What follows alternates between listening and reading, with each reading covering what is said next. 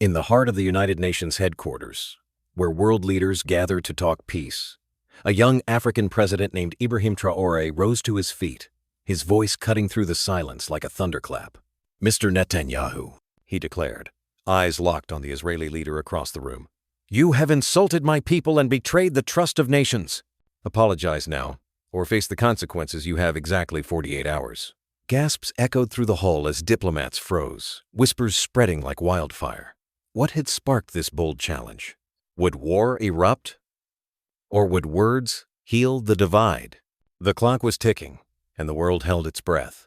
Dive into the epic tales of courage and unity on Faso Histories. Hit like, comment, and share to spread the story. Subscribe now to join our journey through Africa's bold past and vibrant future.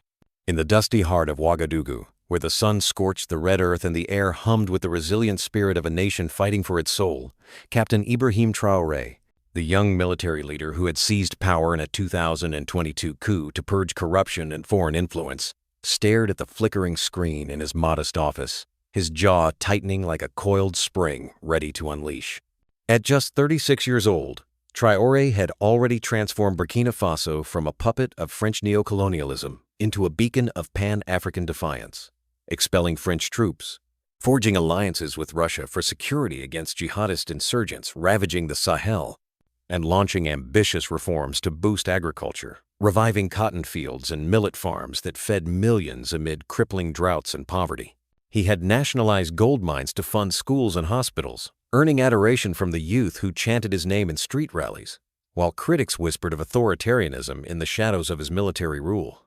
But on this sweltering afternoon in late August 2025, as reports flooded in from intelligence sources, Traoré's focus sharpened on a leaked recording from a closed-door G7 summit, where Israeli Prime Minister Benjamin Netanyahu, embroiled in his own endless wars and domestic scandals, had dismissed African leaders as political opportunists and militantly theatrical for condemning Israel's Gaza operations, even hinting at backing harsher IMF debt traps to keep the continent in line, and proposing a Western-led reconstruction pact that would sideline African voices entirely. The words stung like salt in an open wound, echoing the imperial arrogance Traoré had vowed to dismantle, arrogance that reminded him of France's exploitative grip, the endless coups sponsored by outsiders, and the blood spilled in Burkina's fight for sovereignty since Thomas Sankara's era. His advisors paced the room, debating in hushed tones, ignore it and risk appearing weak, or confront it and ignite a diplomatic firestorm that could isolate the landlocked nation further, cutting off potential aid or inviting economic sanctions from Israel's allies. Traoré's mind raced through the stakes, his people's struggles with food insecurity, where over 40% lived in extreme poverty, the ongoing battles against al-Qaeda affiliates in the north that had displaced millions, and his own precarious position after surviving assassination attempts. Yet, as the sun dipped low, casting long shadows across maps of Africa on his wall, a fire ignited in his eyes. He slammed his fist on the desk, declaring to his inner circle, "Enough. We will not bow. This insult to Africa demands a response that the world cannot ignore." Whispers of his plan spread through the corridors of power. But what form would this bold stand take? A severance of ties, a call for boycott, or something far more dramatic at the upcoming African Development Summit in Addis Ababa? The clock ticked ominously, and as night fell over Burkina Faso, the continent held its breath, unaware that one man's defiance was about to reshape global alliances forever. As the plane soared above the sprawling Sahara, its engines humming like a distant war drum, Captain Ibrahim Traoré gazed out the window, the golden dunes below mirroring the weight of the decision burning in his chest, a decision that could either crown him a hero of African dignity or plunge Burkina Faso into a diplomatic maelstrom.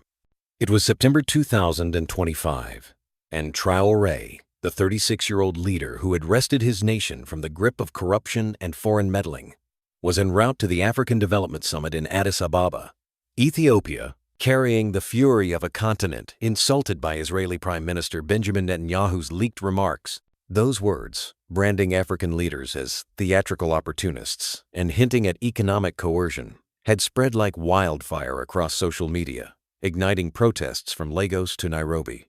Traoré clutched a crumpled note in his pocket. scrawled with ideas for his speech, while his advisors, seated nearby, exchanged nervous glances. They knew their president's plan to confront Netanyahu publicly could rally allies like Mali and Niger, who shared Burkina's anti-imperialist stance and recent Russian partnerships, but it risked alienating powerful Western donors whose aid propped up the fight against jihadists tearing through the Sahel. Traoré's mind flickered to home farmers struggling with drought-ravaged crops, children studying in makeshift schools, and the 2 million displaced by insurgent violence. Meanwhile, in Tel Aviv, Netanyahu prepared for the same summit, his own plane cutting through clouds, his advisors scrambling to contain the fallout of his leaked comments.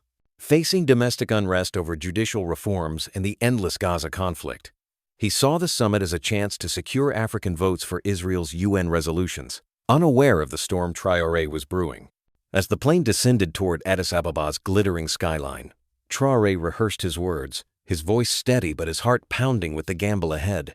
The summit hall buzzed with anticipation, diplomats whispering about the leaked recording, some praising Traoré's audacity, others warning of chaos if he pushed too far. Outside, Ethiopian security tightened, and journalists swarmed, sensing a historic clash.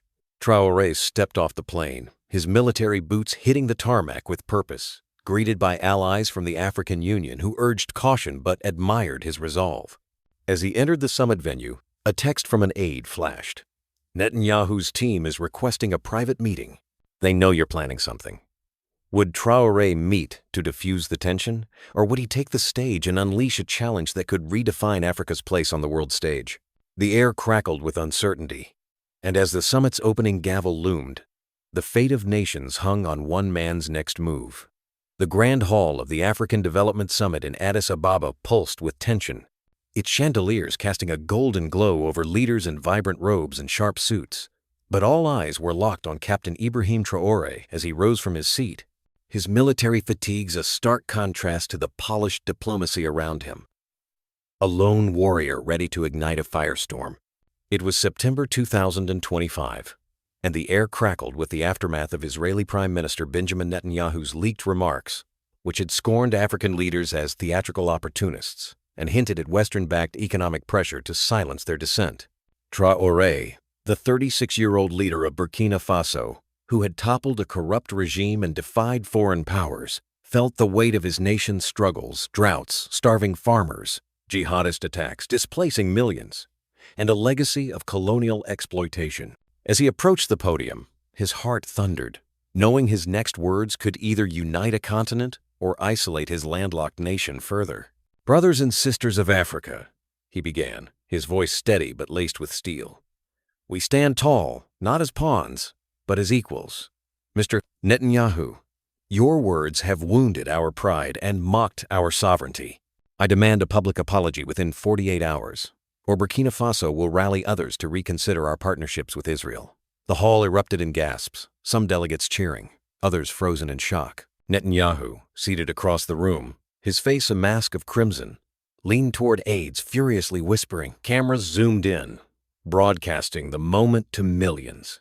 From Ouagadougou's dusty streets to Tel Aviv's bustling cafes, Traoré's ultimatum, bold and unprecedented, risked escalating tensions. Burkina's recent pivot to Russian security aid and expulsion of French troops had already strained Western ties, and this could provoke sanctions or worse.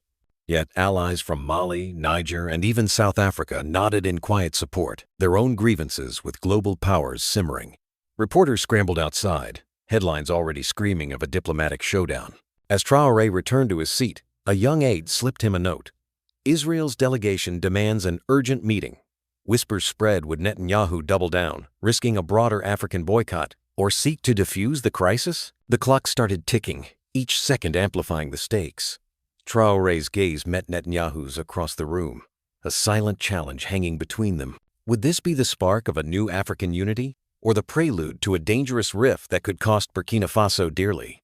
As the summit adjourned, the world watched, breathless, waiting for the next move in a game where pride, power, and principle collided. In the dimly lit corridors of Addis Ababa's summit venue, where whispers of power and pride echoed off marble walls, Captain Ibrahim Traoré paced restlessly, his boots tapping a rhythm as tense as the 48-hour ultimatum he'd issued to Israeli Prime Minister Benjamin Netanyahu, a demand for an apology that had set the world ablaze with speculation. It was September 2025, and Traore's bold stand at the African Development Summit calling out Netanyahu's leaked remark